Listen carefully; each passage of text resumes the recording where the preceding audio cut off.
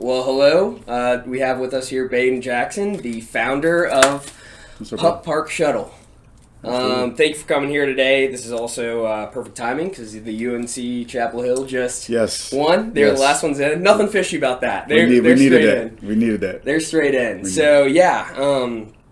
Definitely kind of just want to hear a little bit more about your journey through, where you started in college and because I was reading up a little bit, looking at your website. Yep. You said you couldn't have a dog growing up, right? Yep. And so you had a bunch of different animals and that kind of stuff. So what was that like? Yeah, so I stayed in an apartment. I was born and raised in New Jersey. Okay, cool. We stayed in an apartment. My apartment at the time didn't allow dogs, pets in general. Well, I wouldn't say pets in general, but dogs and cats for sure. Right. So, I always grew up loving animals. I was that kid that was like borderline nerdish with like watching. That's good. Being nerdy is good though. It is cool these days. It is these days. Maybe not then. But no, I was that kid that was watching Animal Planet all the time. Yeah. Right. So I fell in love with lizards. I had crested geckos, bearded dragons. Yeah. I had a ball python. Jeez. Hermit crabs, salamanders. Any cool names? I was 5, 6, 7. I don't remember all of their names. I know my sister had a gecko back in the day. It didn't smell very good. I had like 10 of them. Okay. They were hanging out. I had like this big tank. I had like 10 of them. That's awesome. My mom hated them, but she loved me so much that she allowed me to have them. She's cool with that. So, but yeah, I've had them all. Just from, like I said, hermit crabs and salamanders, all that right. stuff. So, yeah. And so then you ended up going from high school, and then you were looking at a couple different schools, or were you kind of set on UNC when? Because New Jersey to UNC is a little far. Obviously, it is far. North Carolina is awesome. It is far. North Carolina is awesome. You hit it on the head. Growing up in Jersey, Rutgers is right there. Yeah. Villanova is right there. Right. Those were colleges that I definitely was interested in at the time. Right. My top 3 picks before I picked UNC was Gainesville, Florida. Yeah. I just love Billy Donovan. I like the program that he had going on. I love Tom Izzo. Yep. So Michigan State was another top school for me. But when I went to Carolina, man, it was like, murder she wrote, right? It was for me, I'll be honest with you and transparent. For me as a kid, and I'm 16, 15, I'm like, okay, like Michael Jordan went here. Yeah, of course, We get free Jordans.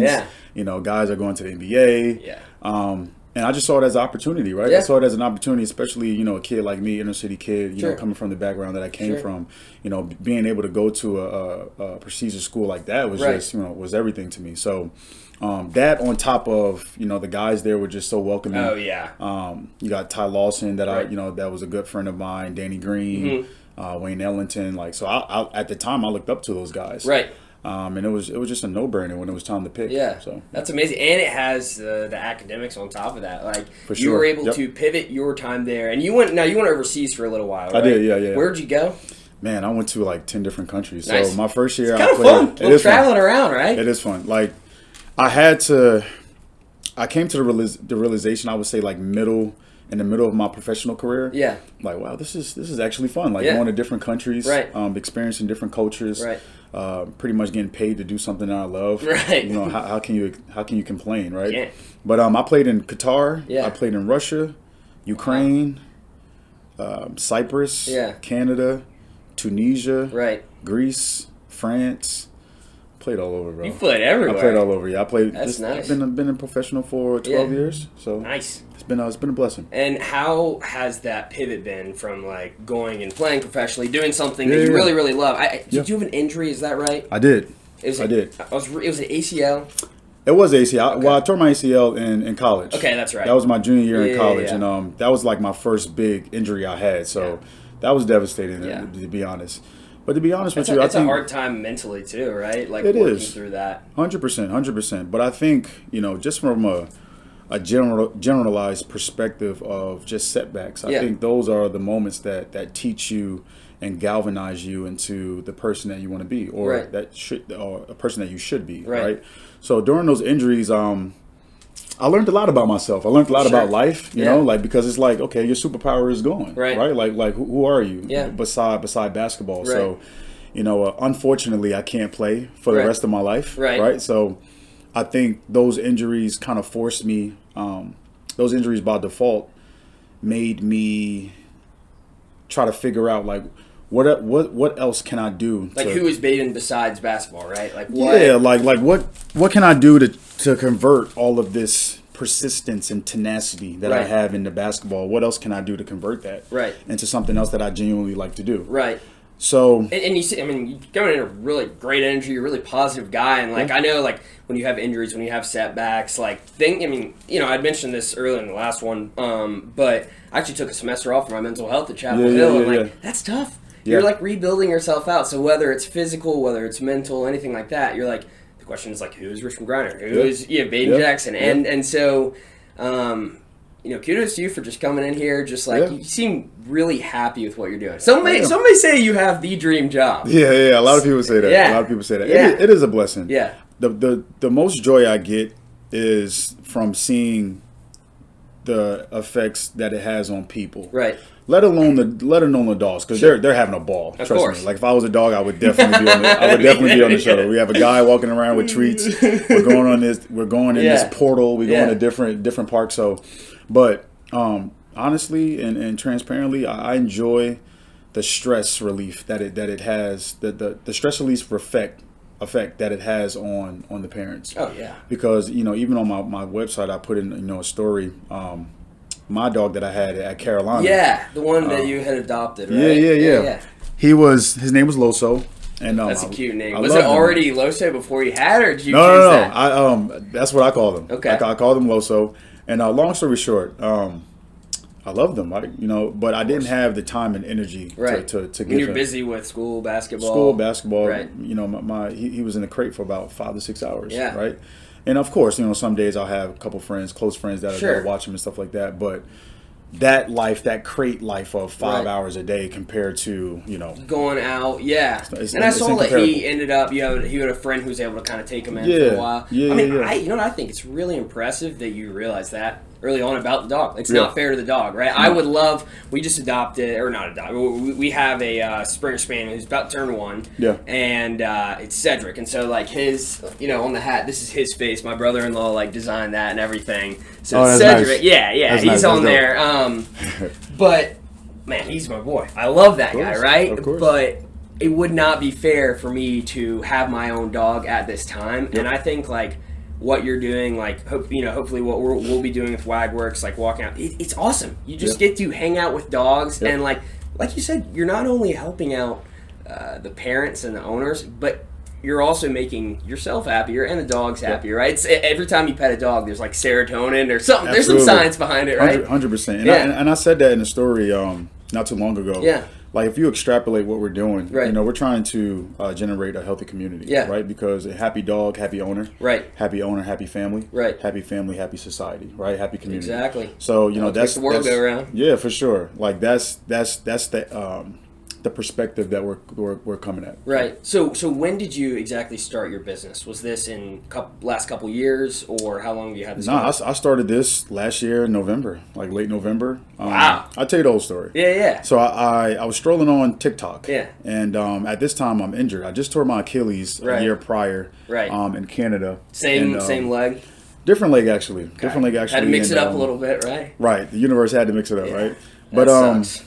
It did suck, and the reason why I felt as though it was more devastating than ever, because prior to that I was just coming back from an injury. Right. So I was working in the gym, staying consistent with that, just grinding. Right. And my agent finally got me a job, and I took it. Yeah. The second game I played, I popped my Achilles. I tore my Achilles. That stinks, so man. it was just like you just put in all that work ready to get back. Yeah. But you know what? Everything happens for a reason, and I genuinely have that mindset bestowed in me. So I knew something good was going to happen, right? But I just didn't know what it was. Right. Long story short, I was strolling on Instagram and I saw the concept of what I do now. There was this company in Canada. Don't know the name. Don't remember the name. Right. That's not important. We like your shuttle better, it's anyways. Not important. Who cares? But I saw them. They had a brick and mortar. Yeah. So they basically boarded dogs and cats overnight. Right. They created a bus to pick up the dogs that they already boarded and brought them back to the store. Oh, okay. And at that store, they had like, I think it was like 1 or 2 acres. So they wow. just had the pups just running around Sure. and stuff like that. I thought that was unique. Yeah, that is unique. So I called them. I said, hey, you know, my name is such and such. I live out here in North Carolina. I love the concept that you guys have going on. Would you guys be willing to franchise? Right. And they pretty much said no in the politest way. Right. But I think that was the blessing right there, course. because, you know, me personally, I love to be innovative and, Right. and kind of create my own thing. Exactly. So once they said no, I said thank you, I appreciate it. Yeah. I got on Facebook Market. I looked up I typed in short school bus. Yeah, yeah. I found this one in West Virginia. Okay. Drove out there, 5 hours. Drove out there, saw it on the spot. And I liked it. The guy said the only thing that was wrong with it is that when he cuts it off, the horn just blows after like 10 minutes. So I was like, I'll take it. You're like, it's fine, it's fine. I was like, I'll take it. No worries. That's cool. Drove it back. Yeah. I created the LLC. From creating the LLC, from getting the bus, Mm-hmm. from messaging the guy on Facebook Market, Right. getting the bus, creating the LLC, Yeah. painting it, decorating it, probably took me about 2 months. Right. 2 months to do it. And was this something you were kind of taking on by yourself? Like, was Yeah. this like, and what was the because I guess with like our business Wagworks, it's like a sole proprietorship, right? And then we have, and so I was looking to LLCs versus that. So was Yeah. that your first time like having any like kind of involvement making an LLC? Was that tough? No, what wasn't my first? My first LLC I had was I own a box truck company. It's Nice. called Venzega. Nice. So we just basically pick up for companies that need stuff delivered. That You was my already first knew what LLC. to do. You knew what to do. Well, as far as creating an LLC, yeah. Right. But this is the first business that to be honest with you, that I ever had like an innovative, creative idea and like fell through with it, Right. like as far as like manifesting it. So That's amazing. yeah, that brings the joy as well. Yeah. You know. It's your thing, Yeah. you know. Yeah, it's my versus, baby, like, man. It's my baby. It's the whole blessing in disguise thing, right? For Like sure. it was, and it sounds like it was an amiable conversation to whatever the company was named, whatever, Yeah. But yeah, I think being able to, and it kind of ties into like having those injuries early on in your life. Like, how do you deal with hard things? Yep. And you're kind of putting yourself out there, like, oh, this is cool. Yep. And almost through that training of coming back from injuries, going through hardships and stuff like that, 100%. you took that and made something that's your own. Which 100%. we just met, but I'm very proud of you. Yeah, That's I very appreciate cool. it. I appreciate it, man. I I mean, that's appreciate it. awesome. Yeah, I appreciate it. So, you want to talk a little bit about what exactly y'all do? You have different kind of schedules every day. I was looking at it before. Very cool. Lots of treats. Yeah, lots of treats. And I'll tell you the gist of it. So the gist of our company is we're picking your dog up, right? And we're taking them to 3 to 4 parks a day. Nice. We're doing different in Cary and Raleigh area. Cary and Raleigh. We do stretch out, like the furthest park we'll stretch out is like Jordan Lake. Okay. And we go to that park Get some because they fishing actually over there? Yeah.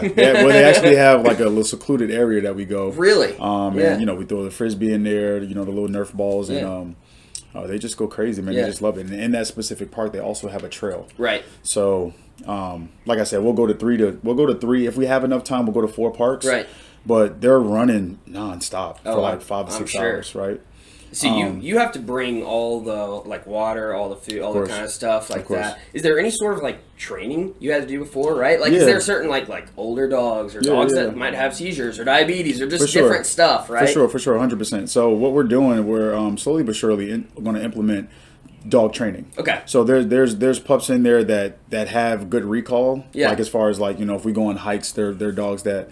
And it depends on the breed too, but Sure. Like we have a husky. His name is Miko. I love him to death, but he's a husky, Miko. right? That's So cute. sometimes he likes to veer off and do his own. Mischievous, right? Yeah, he likes to veer off and do his own thing. Yeah. But he always comes back. But some pups, they're not more so. They're not good on hikes. Right. Like they're not good in packs. Right. Those specific pups, I think they would benefit. Their owner would benefit from having. Them go through training that we'll have, our professional dog trainer do. Yeah. So it's just little things like that. So you have a professional dog trainer that you're kind of starting to work with? We have multiple. Cool. Right now, like we go from Monday to Friday. Right. And so I'll probably maybe like once a week or twice a week I'll throw the professional dog trainer in there. Cool. Let's say on a random Thursday. Just so all of the owners can get the opportunity of learning something that maybe they want their dog to learn how to sit, how to stay, or how to do tricks and stuff like that. Whatever it pertains. Little backflip, front flip, whatever. Little 360 roll. But yeah, we'll have professionals, supervising and running the bus. And how did you end up getting connected? Are these people in Raleigh that you like connect with, or like? To be honest with you, man, I've been meeting people synchronistically. Yeah. They just been, falling through.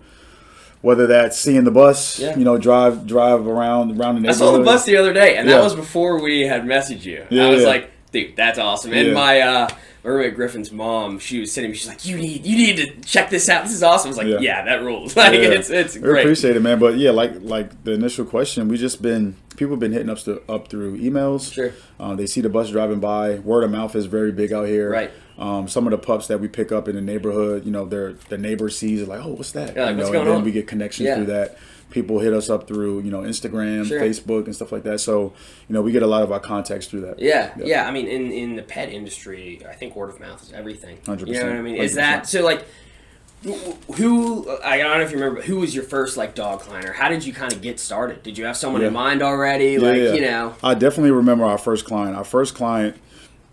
Our first pup on the shuttle, her name was Stella. Yeah. And her owner name is Amy. Mm-hmm. And she was the first pup that I got a notification on my email and said, that's so awesome. We're joining the show. That's a good feeling. It's a great feeling. How long was that between you launching and you starting to promote a little bit, maybe drive the bus around? Man, I'll be completely honest. So it's a tough question because as far as promoting it, I was just grinding, man. I just printed out a bunch of flyers and I just went everywhere. I went to all dog parks, meeting people, handing them out. Went to all brick and mortars, from Unleashed to Petco, PetSmart. Right. I went all over, and from that to I would post a sneak peek, right? Saying hey, Pup Park Shuttle, sure. Be aware, dropping November 1st, and I would get comments. People would like the posts and stuff like that. And I also have my own personal social media. Yeah. So I put little, snippets on there as well. Sure. So it's something that's impressive and hard to do, right? Not everyone, and that's the thing. Kind of going back to, you could have had a franchise and it would have been kind of based on customers from them, but you created your own thing, and you went out there going up to people, random people in dog parks and putting out flyers. This is a lot of work, and that's I'll be honest with taxing. You. I'll be honest with you. Yeah. I think what helped me is being overseas. Yeah. It kind of by default made me into a cosmopolitan, of course, to say the least. Yeah. So I know how to read the room. Right. I have to be one season I have to be in Qatar, and then the next season I have to be in Russia. Right. Right. So if you don't know how to communicate, right, I don't think you're just going to be successful in general. No, right. You So can't. but my career by default allowed me to have enough confidence to just stick myself out there and just introduce myself and meet people. So it's cool. I mean, obviously it's not a linear path through your career. It's a lot of different places, a lot of different things, but it's cool to see the skills that were fostered through your experiences 100%. and how you would think that playing basketball with UNC or overseas would relate to being on a bus with dogs, and it does. It applies to a ton of different things, which is so cool. And I'll tell you a couple of them. Yeah, time management is one of them. Yeah. You wouldn't dare. About that. You wouldn't. But no, you wouldn't dare be late to Coach Williams' practice. Oh yeah. If you were late, you probably just you probably just have to call the hospital and say, hey, can you just make up something, and just write me a letter. Did you see my bone snapped in half? Just make up something because coming to practice late was just nobody even thought about that. Yeah.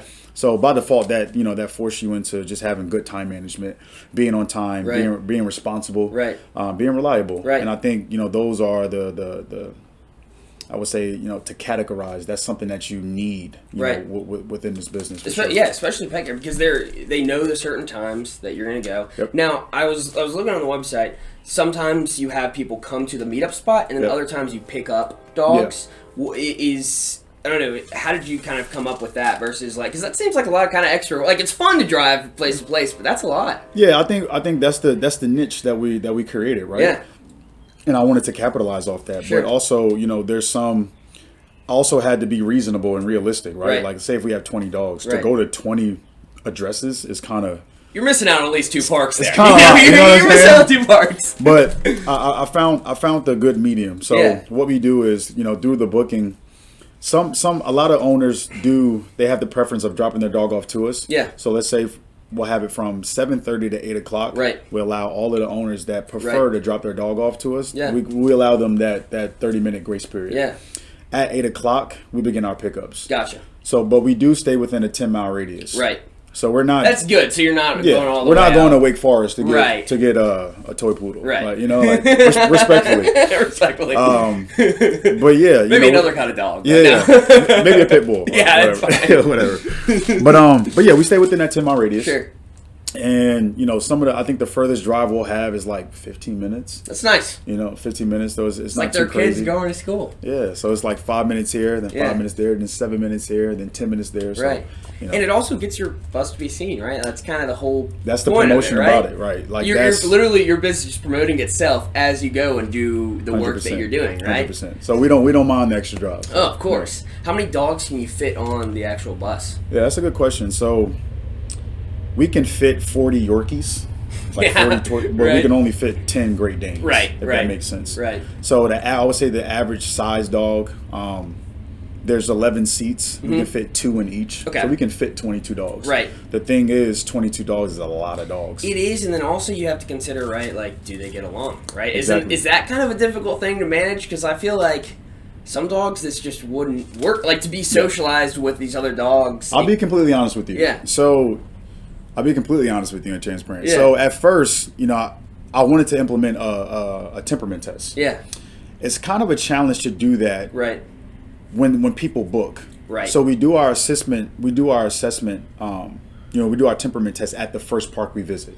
Oh, so okay. the park that we visit, the first park is always a fenced-in area. Right. So me and my assistant, we always do our assessment there. Like right. we get an understanding of what kind of pack we have. Right. Okay, this dog doesn't like this. That's cool that it's a pack. That I heard you say that earlier. I was like, that's awesome. Yeah. We had a good pack. Yeah. To be honest, the area that we're in Raleigh, it's a very good area. Right. Like overall, it's a very good area. Right. So picking up a vicious dog is very, very rare. Right. To be completely honest. Have you had a situation where in your first assessment you're like, we need to drop them back off? Or how do you deal with that? 100%. I'll tell you. Yeah. So there was I'm not going to call him out, but there was one pup. He was a pit bull. Yeah. And he was a neutered, and his energy was on 1,000, to say the least. And I can tell he was a good pup. Like he wasn't he means well. He means well, but his energy was just on so much on another level. Yeah. It made the other dogs antsy. Right. I knew it from the get-go. As soon as she came outside with him, right, she was like, all over the place. Right. You're like, wait a minute. And in my head, I'm like, if he's like that with you, and he doesn't know me and these other dogs, how is he going to be on the bus? Yeah. Right. So, long story short, we got him on the bus, and I asked her before she came on, sure. Has he been around other dogs? Yeah. Does he have experience of going to daycares? Stuff like that. And of course, she said yes. He's just super excited. We get that a lot. Right. But yeah, he got on the bus. I put him in the back. And he's a little more than excited right now. When I tell you he was on 1,000, he was on 1,000. So I thought a lot of the dogs that are excited always are, but him in particular was. I just kept an eye on him. At this time, we were very early, so I only had 5 dogs at this time, including him. Right. So I put him in the back. I had the other pups in the front. You got put straight at the back of the bus. I had to put him in the back. So the kids misbehave, honestly. Yeah. So I'm thinking, by the time from we left his house till we get to the park, maybe he'll cool down. Yeah. Maybe he'll realize that all of the other pups are relaxed. Maybe he'll cool down. Right. That was a no, because when I got to the park, he was just still on 1,000, man. He was still on 1,000, and I took him off his seatbelt, and I was walking him towards the front. Right. And when I was walking him towards the front, his curiosity mixed with excitement just made the other pups just super antsy, right, and just like defensive, sure, to say the least. Sure. And once I heard, growling and teeth showing, I was like, oh no, can't have that. Right. So what I did was I just contacted the owner and I said, hey, unfortunately, your pup is a bit, too energetic and is making the other pups uncomfortable. Yeah. And unfortunately, we're not going to be able to take that risk. Right. So I had to drop him back off. And it sounds like you did it in a really kind way, right? Like customer. I mean, stuff like I've done a bunch of pet sitting. I did a bunch of pet sitting when I was back in Winston for 6 months, and it's all about the relationship with the customers, right? Because you have to not only, you want the dogs to be happy. They're going to have, and how can you not be happy if you're going to parks, right? That's awesome. But also, like, you have to make sure you're keeping the client happy, and they're seeing, and 100%. It seems like you've done a really good job of that, Yeah, we take pride in that. Yeah. Customer service, beside making sure that the pup is safe, customer service is I'm not going to say number one because pup safe is number one, but you can have a couple number ones. Okay, we'll have 2 number ones. Customer service is number one. Yeah. Because in the grand scheme of things, people do look at their dogs as their pets and as their kids, and they should be because their life is dependent on their owner. And they're putting a lot of trust into you. Absolutely. And I just think it's incredible you're able to have so many like dogs on there. Like, I mean, I think also like your demeanor probably sets the tone, right? When if you get in there and like if you're anxious or uncertain, like they're gonna sense that. But if you come in kind of commanding the room, they're gonna listen to you. You hit it on the head. Yeah. I'm very conscious of that because these animals are they're energy animals. Yeah. Like they pick up on energy. And I'm conscious of my energy, making sure that I treat them with respect. Yeah. But I also demand respect by how I carry myself. With a respectful alpha or to say the least. So they feel that they trust me. I like to have fun with them. Right. I have a bag of treats. Yeah. Like why wouldn't we treat each other with respect? So I think they feel that. Yeah. Yeah. I think it's funny. It makes me think of we have an older Springer Spaniel. Her name's Ivy, and she's like 12 years old, and like. My mom was always like, I'm an alpha, obviously. Like, she only, we try to, and so, like, when she's walking my mom around the neighborhood, anyone gets near her, she's barking. And I was like, all right, I'll take her. No big deal. She doesn't care. She's like, take this guy away from me already. You didn't need that. So going back to the bus, there's a lot of those DIY projects that you see, right? Especially during COVID, you see, like, people building the small houses and, like, doing other projects. Yep. Did you document this? How did you know how to do it? And kind of take me through that process. I'd really like to hear about that. Yeah, I'll be honest with you, man. I think I like the word synchronistically. Yeah. Because that's how all of these ideas came about. Sure. I do put myself in a dog's perspective, if that's funny to say. Mm-hmm. Because, from my perspective, it's like, if I was a dog, what would I enjoy doing? Right. And I think that helped us come with creative ideas that we do now that we implement within the company. Right. But to answer your question, I saw the concept. Mm-hmm. I didn't know at first. I didn't know where I was going to put it. Sure. I knew it would work though. Right. And I think from that perspective, once you have the will, right. I think God would just give you flashes of ideas, right? And it's up to you to implement them, right? And apply them. So that's what I did. I couldn't sleep. Once I had this idea, I really couldn't sleep. I got like 3 hours of sleep a night while I was creating it because more ideas was coming, and every time I got an idea, I just popped up. Yeah. So I wasn't really going off sleep, and I was just based off of energy. Pure excitement, adrenaline, right? You're like, sure. I'm onto something here, and like it's cool that it's not only like, oh, I'm going to become a billionaire or something like this. No, it's like, I can do something that helps people, makes me happy, and get to work with animals. And I think you hit something on the head. I think the money's going to come, right? Sure. I think when you're solely indulged and you're genuinely doing something that you enjoy doing, right. That you don't mind doing it if they weren't paying you, I think that's when the compensation comes in. Right. And we were able to be conscious of that, and it's all working out. Sure, and it's one of those things where if you do the work the right way and execute it well, and you're doing it for the right reasons, like you said, the money will come, and that's not your main focus. Yeah. You can build something great. 100%. So in the future, let's say 2025, 2026. Would you like to get another bus? Oh, have some other. We're already getting another bus. Really? Yeah. West Virginia? I'm not opposed. I'm not opposed. They have some up there. Yeah, they do. Wherever the market loves us, we'll be at for sure. So what's your kind of scaling? Because you've built a product, you've proved it. Yeah. So what's kind of your next steps? I'll be very careful with saying this because I know there's some copycatters out there. Okay, yeah. They're probably from Canada anyway. But I will say this. So we do plan on being all over the country. That's amazing, man. the things I won't share is just like little things that we do within the business. Sure. That we want to keep exclusive. Yeah. Only because, like I said, there's copycatters, and right, of course. I can't blame them. I like the conceptual idea though of having it nationwide. Like that's awesome. Of course. Like that's as much like that's kind of the push into like each year. Yeah. We can accomplish this or every single day. Like, it's kind of like the Uber and Lyft concept. Yep. Right. Like I'm pretty sure, in the process of building, Uber didn't tell. Right.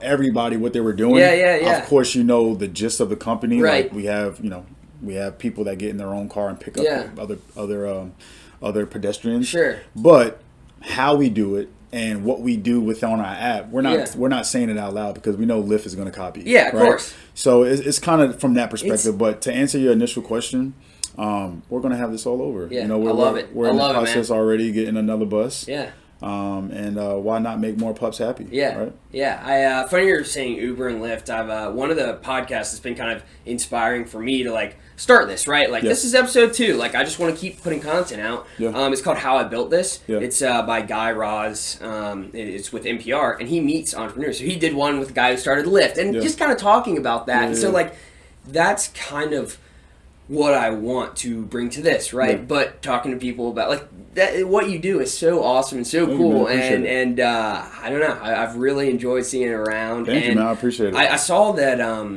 It was an Instagram post somewhere, so who knows if it's real. But apparently, being a vet is like one of the hottest jobs in 2025 because because that or anything with dogs. Yeah. Because people are just getting dogs now. They're like, I'm not. You know what? Dogs are fantastic animals. I truly believe if the majority of mankind had 90% of the unconditional love that dogs bestow, this whole earth would be a better place, 100%. Yeah. Right? And they're just great animals. Absolutely. They're great animals. How can you not like a dog, right? Yeah. Like, you gotta be... You really like cats, I guess, but no, we like... No, people like cats. Likes cats, I guess, Well, even cat lovers love dogs, right? Yeah. So, how far out are you booked right now? Like, if someone wants to seize that, maybe sees you driving around more likely, right? Yeah. How are they able to get on? Because it seems like pretty popular at this point. Yeah, it's grown, man, and I humbly say that it's been going pretty well. Yeah. So, like I said, we started it in November. Yeah. And it's booming. Yeah. Now we have only like a 2-day wait list. Mm-hmm. That's why we're fixated on getting another bus because we don't want to tell pups no. Right. But I also don't want a potential customer having to wait a whole week to sign their pup up. Yeah. So I would say for the last month or the last month and a half, we've had an average of like 18 dogs a day. I think I'm gonna do a cutoff because the most we had was 23. Right. 23 is a lot. Right. To be completely honest, it was fun. I'm sure. Yeah. It was fun, but it's a lot. Yeah. And I'll tell you why. Because there's the communication of like the customer service is number one. Right. So if we have 23 dogs, I have to talk to 23 people. I have to send 23 pictures. I have to send 23 videos. Yep.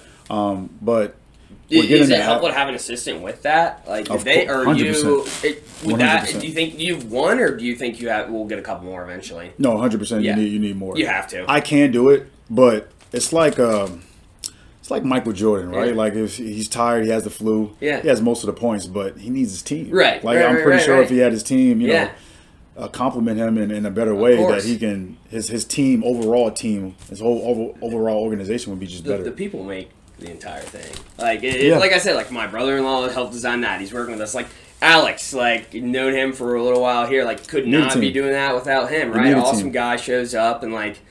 It is. You need a team. You can't Rambo it. Right. Right. You can't Rambo. Yeah. And I don't want to be Rambo. Right. It's cool to be Rambo one day. It's cool to be Rambo. It's cool. It's cool to it's cool to show your capability. Sure. It's about quality. Yeah. Not quantity. And I think especially dealing with these pups, you definitely want to go for quality. Yeah. And having 2 people on board is ideal for sure. Right. Yeah. All right. Well, do you have anything kind of want to plug or talk about, or like if people want to check out the shuttle, any events coming up, that kind of thing? Yeah, I will say this. So all of the young people out there, if I can say anything inspirational, I would say that there may be times where you just don't know what you want to do in life. Sure. There may be times where you're not sure. Yeah. Something may be taken from you, whether that's you're a basketball player or a sports player and you get a bad injury. Or, you just go through different moments, whether that's a heartbreak, whether you lost somebody and you're distraught. Right. You may not know what you want to do, but if you have the will, you'll be compensated. Yeah. You'll be blessed. I think ideas just come to you. Right. And as soon as you get those ideas, act on it. Yeah. Sometimes a lot of people, and I speak for myself, I won't say a lot of people, but I speak for myself. There was a couple of times where I didn't know, right, and I allowed that to stop me from doing something that I was, interested in doing. Right. But like even with this business, I didn't necessarily know how to build it. Sure. When I had an idea to go, right, I think like just the law of attraction, man. I just started meeting people synchronistically, and things just started falling in my lap, and you just build and build and build. Absolutely. So if I can share that, with anybody that's watching. Like I said, you may not know what you want to do. You may be questionable as towards like what direction you want to go, but you just have to walk in that direction. And once you have the belief in yourself, and everything will work out for sure. Yeah, that's really inspirational, and you're definitely an inspiration to me. Just hear the story and see how far it's come. So I just want to say thank you again for coming on, and we are gifting you a it's caught in a little tennis racket right here. There we go. A Carolina Blue Wagworks hat. Man. I might wear this on the shuttle tomorrow. You might have to. You guys have Instagram, right? Yeah. Okay, I'm going to definitely take a picture and check send it out. We've been doing well. So we got this is our first round of kind of merchandise. We're it's cool because I get to work with, like I said, my brother-in-law designed it, and then like my sister and look, it's a little big. Big, right? You got to fix the adjustment. I'm gonna fix it. I'm gonna send him a picture tomorrow. Yeah. I love it. But yeah, I mean, it's cool getting to work with so many different people, and I think it's everything feeds on itself. It's something that I've noticed, right? Yep. Like the more you go out, the more people you talk to, the more it all kind of goes back.